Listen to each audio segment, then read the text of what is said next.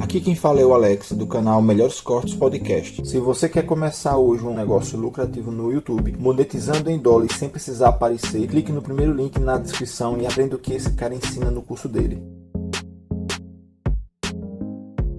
Igor, o Júlio, ele tem uma história muito legal com o pai dele falecido, cara. Muito legal mesmo. E assim, é uma história, o Júlio, do jeito dele, que o Júlio é um cara bem fechadão, ele não é um cara muito aberto, mas do jeito dele, ele ensina muito pra gente o que é ser um bom filho. Conta aí, como é que é, o que o seu pai era pra você? Conta a história aí, Julião. O meu pai, na verdade, é assim, nós somos em 3 irmãos, eu sou irmão do meio, e o meu pai já treinava musculação, e eu nunca tive interesse, eu comecei a ter interesse quando eu comecei a ver que eu tinha dificuldade com mulheres, né? Então isso foi o que falou, cara, eu não sou bonito, não sou rico, eu preciso ficar forte. Algum atrativo eu tenho que ter. Foi isso que me levou para academia. O tempo foi passando e depois do meu 5º ano treinando, eu resolvi que eu queria ser fisiculturista. E ingressei na minha primeira competição, onde o meu pai foi assistir. Até então, meu pai nunca botou fé em mim que eu fosse virar na musculação. Mas quando ele foi no campeonato, ele ficou maravilhado. E eu fui vice-campeão. No ano seguinte, meu pai falou, eu quero competir. Mas com quantos anos, Julião? 63 anos de idade. Ah, fala sério, velho. O velho com 63 anos de idade falou assim, eu vou competir nessa porra aí que eu acho que eu dou pra isso aí, cara. Mas calma. Vou ficar mais foda Não, do você que vai tu. descobrir o que esse velho ganhou. Ele começou a competir com 63 anos, contra caras de 40 anos, porque já não tinha idade, não tinha mais a categoria dele. Ganhou alguns campeonatos em cima desses caras de 40. E depois ele se tornou campeão brasileiro na categoria dele, bicampeão sul-americano, também tudo na Isso, categoria vovô. de Master. Isso Mano, de vovô. bicampeão sul-americano com quantos anos, Sul-americano, Julião? 67 anos, na melhor forma da vida. Ô, mano, quase beirando 70. Respeita o velho, vai, mano. Ó, meu pai era o Maneiro. meu companheiro de treino. Ele era o cara que treinava comigo praticamente todos os dias. Era ele que em todos os eventos que tinha de fisiculturismo comigo. Então, assim, meu pai, ele não era só meu pai, ele era meu pai e meu melhor amigo. E o final dele, como foi? Meu pai faleceu em 2014 de infarto fulminante. Em 2014, ele já tinha parado de competir e não tinha mais motivo para que ele voltasse. Por quê? Porque não tinha mais cara da idade dele. E o último sul-americano que ele foi, ele se apresentou, não tinha atleta para competir contra ele. Então ele foi, se apresentou, pegou o título, estava na melhor forma da vida dele, mas aquele fator motivacional de ter um rival não existia. Ganhar de alguém não tinha mais. Não tinha mais. Então meu pai não tinha rivais. Então era um cara que sempre se superava por quê? Pela grande idade e pela melhor forma física. Quando ele chegou aos 67, foi a última competição. E 3 anos depois, quando ele tinha 70 anos, isso foi em 2014, nós fomos até um evento e tinha um grande atleta da década de 90, chamado Francisco Sedurnik, Chicão, grande abraço, Chicão, que estava voltando a competir.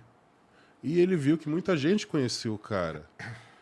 Cara, ele ficou muito enciumado. Ele falou, não é possível, eu tenho um cara agora aqui da minha idade, agora eu tenho motivo para voltar a competir, eu vou voltar. Quantos anos, Julião? 70. Mano, 70 anos, velho, querendo caçar assunto, vai. 70 anos. Que da hora, E eu olhando aquilo, eu falei, puta que pariu, meu pai tá velho, cara.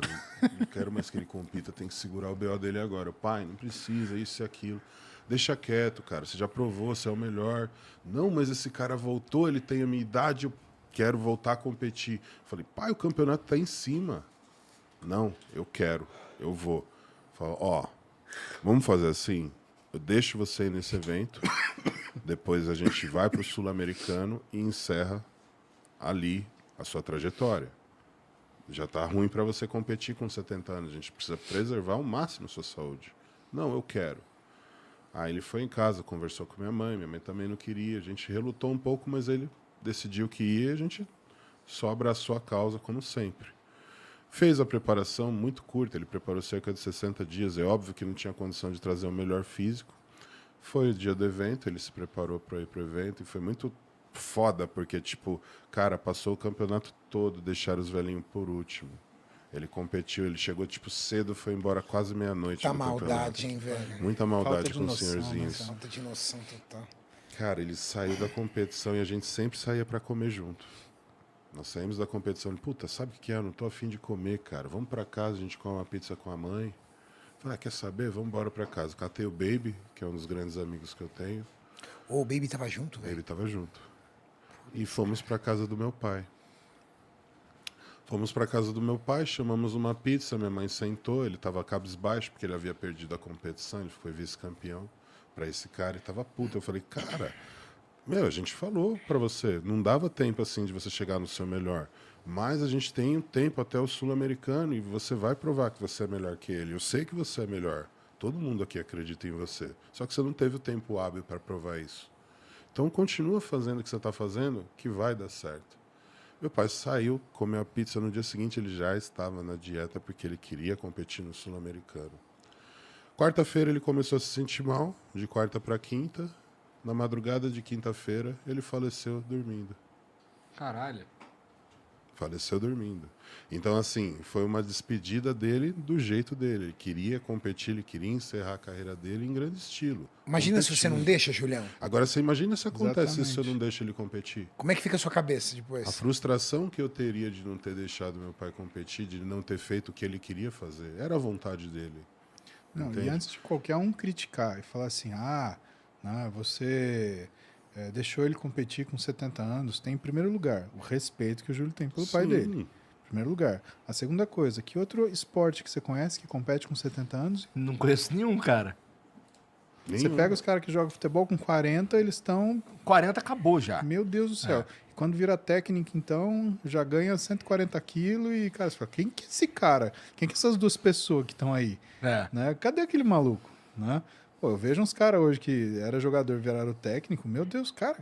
Meu, que é eu, vi, aquilo, eu vejo velho? uns também, não vou citar os nomes não, mas tá louco? Os caras com a cara desse tamanho? E Esse é é o uma Igor? coisa que eu falei pro Renato, porque logo quando eu tive meus problemas pessoais com o Renato, a gente reatou a amizade, eu cheguei na academia, eu quase chorei, cara. Eu segurei para não chorar, porque eu vi que os dois estavam treinando e o Renato falou, não, vem cá, vem treinar com a gente. E, puta, eu meio que me senti meio abraçado e falei, cara, eu tô vendo o Gui treinar aqui, eu tô viajando, achando que o meu pai tá aqui junto, e o Gui representando eu e o Renato representando meu pai. Então aquilo foi muito nostálgico para mim, muito enriquecedor, porque eu falei isso pro Renato, falei, cara, não tem nada mais prazeroso do que você ter condição de passar tudo que você sabe pro seu filho. No meu caso foi o contrário, porque eu era o treinador do meu pai. Isso ainda é mais, deve ser mais gratificante ainda, Sim, né? porque- Você devolver, né? Isso. Fala, pai, você me ensinou a ser um homem de valor. Exato. Agora eu vou te ensinar a ser um atleta. É Exato. muito louco, né, cara? Então foi uma história assim que hoje eu consigo falar, né, com maturidade, sem me emocionar, sem chorar, mas foi muito marcante para mim. E a forma como ele se despediu também foi muito bonita. Uma pessoa para morrer dessa forma, ela tem que merecer. E o meu pai morreu desse jeito por merecimento, não deu trabalho para ninguém, não sofreu, né? E se despediu da melhor forma, sem dor. Fazendo o bagulho que ele queria Fazendo fazer. o negócio que ele queria fazer. Legal Óbvio demais. que as lembranças sempre vão ficar pro resto da minha vida. Mas a vida é isso, né, cara? Um dia nós teremos que passar por isso, todos nós. E chegou o meu momento, infelizmente chegou a minha vez. É, chega a vez de todo mundo. Exato. Né? E é por isso que a gente tem que fazer as coisas, na verdade, né, Igor? Porque a vida acaba, cara. Né? A gente só não deve acabar ela antes dela acabar. Né? A gente não deve tomar essa providência para ela, a gente não deve acelerá-la. Né? E grande daquilo que eu, o Júlio, o Renato, a gente quer vencer é justamente essa expectativa contra. Né? Cara, quantas pessoas falaram para vocês quando vocês começaram a treinar que vocês iam ficar baixinho? Exato. Quantas pessoas falaram para vocês que vocês não iam ter filho? Quantas pessoas falaram para vocês, quando vocês tiverem a minha idade, tipo 30 anos, vocês vão estar tudo gordão? Quantos falaram para vocês que isso não levava a lugar nenhum?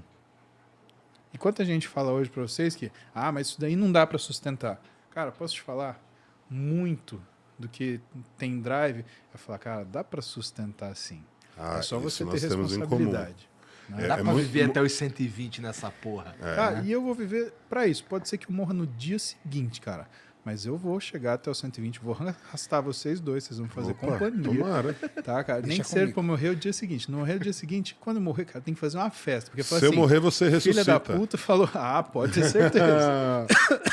Porque o cara fez o que ele disse que ia falar. Então vamos fazer uma festona. Né? E pro pessoal que tem dúvida se o que a gente fala é coisa de saúde ou não, o que eu peço é uma reflexão interna. Né? Cara, a gente está falando de um esporte, a gente está falando de um treinamento, a gente está falando de melhoramento pessoal, a gente está falando de busca de ser uma pessoa melhor através do exercício, a gente está falando dos valores que o treinamento traz, que é disciplina, constância, consistência. A gente está falando de amizade, lealdade. A gente está falando de coisas como cumplicidade. Né? Todo mundo aqui é casado, tem filho, respeita sua mulher. Sabe? Não é aqueles esporte várzea que você vê os caras em festa, fazendo bagunça, fazendo arruaça com mulher. Não, isso daqui é outro papo. Então, podem tentar tirar a gente da forma que quiser, mas tirar o nosso valor, não vão. Tirar o nosso mérito, não vão. E a gente sempre vai tentar proteger isso com a maior força que a gente tiver. Para quem eventualmente não gostou, né, a gente falar de esteroide, ou então criticar quem usa o implante hormonal. Cara, ninguém está criticando quem usa, ninguém está criticando quem coloca. O que a gente está falando são fatos, que eu avalio naquilo que é a minha experiência clínica. Cada médico tem sua licença profissional, sabe o que foi difícil conquistá-la e sabe, então, o que ele tem que fazer para mantê-la. O que é a única coisa que eu peço como médico e sênior, porque hoje eu sou um médico mais velho, né? Tenha juízo para você não ferir seu paciente. Todo mundo hoje quer sair da faculdade e ganhar dinheiro. Eu escuto um monte de aluno falar assim, não, mas o que dá dinheiro se eu fizer? E medicina, ela não é uma atividade tão simples assim, porque o que o médico vende é confiança. Você pode cobrar tanto quanto as pessoas confiam em você. Só que você só adquire confiança quando você se torna um bom profissional. E um bom profissional vem com conhecimento. E esse conhecimento, essa sabedoria, ela vem do estudo e da experiência. Então tem coisas que você não vai sair da faculdade e ser o chefe do hospital, você não vai sair da faculdade e comprar um apartamento na praia, um carro conversível, um carro esporte de uma marca alemã. Cara, você vai passar por perrengue. Então não adianta você querer ferir seu paciente para chegar a isso antes na frente. E se alguém se sentir ofendido, lembra disso. O que eu estou falando para você é um conselho profissional. Um paciente que vai num médico do esporte não vai só em um médico do esporte e não vai só em médico do esporte. O paciente que vai num médico do esporte, ele vai em outros médicos do esporte procurando, às vezes, uma resposta que ele quer ouvir, porque ele não está satisfeito. Isso é uma característica desse paciente.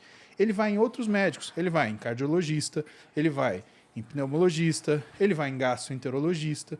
Então, tudo que você faz com o seu paciente, que seja o implante, que seja o esteroide, tem um monte de médico vendo. E se você entrega a receita para o seu paciente, pode ter certeza que essa receita bateu uma foto, está num grupo de WhatsApp.